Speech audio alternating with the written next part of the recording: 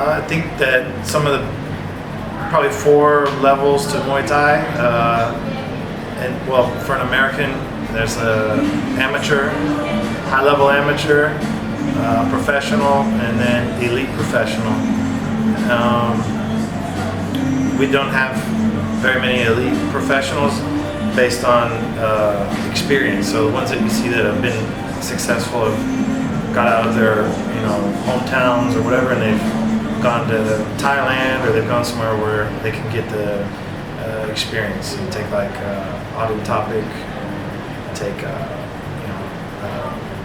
Kevin Ross when he was coming up. He used to take many trips to Thailand.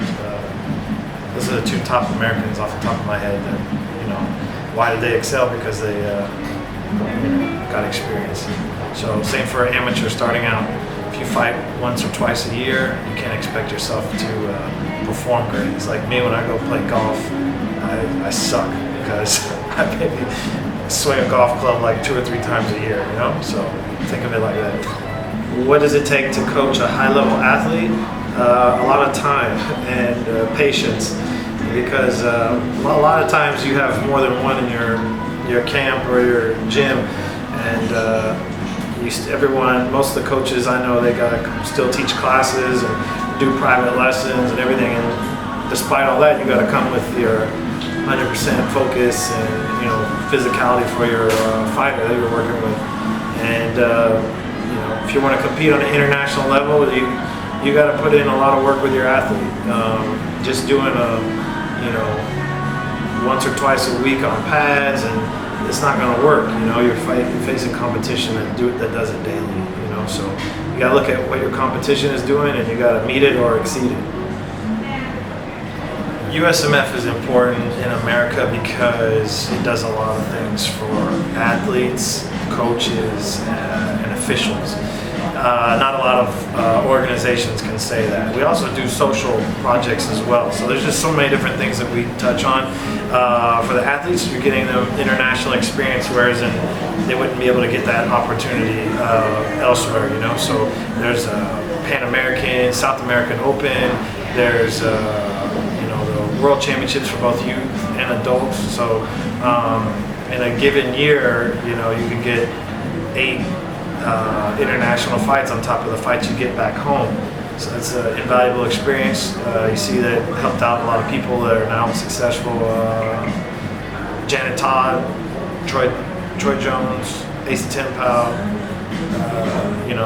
they're doing really well with that.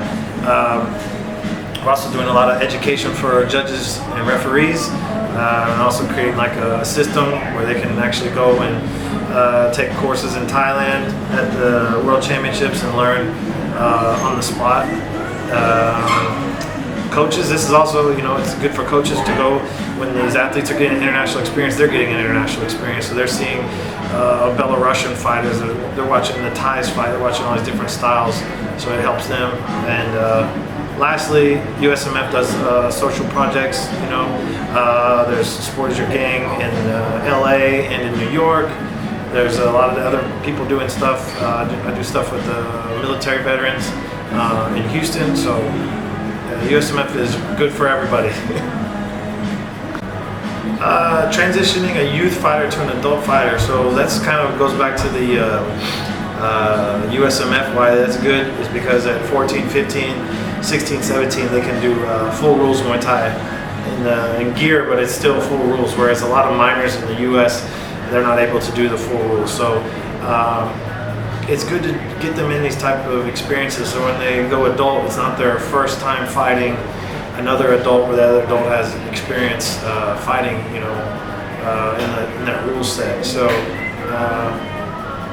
that's something I hope that USMF getting possible USOC recognition that we can start getting our youth full rules bouts at 14, 15, 16, 17, so it's an easier transition to adults.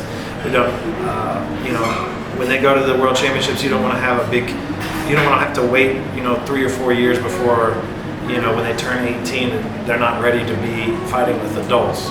So you want to get them a lot of experience and not have to, have that gap.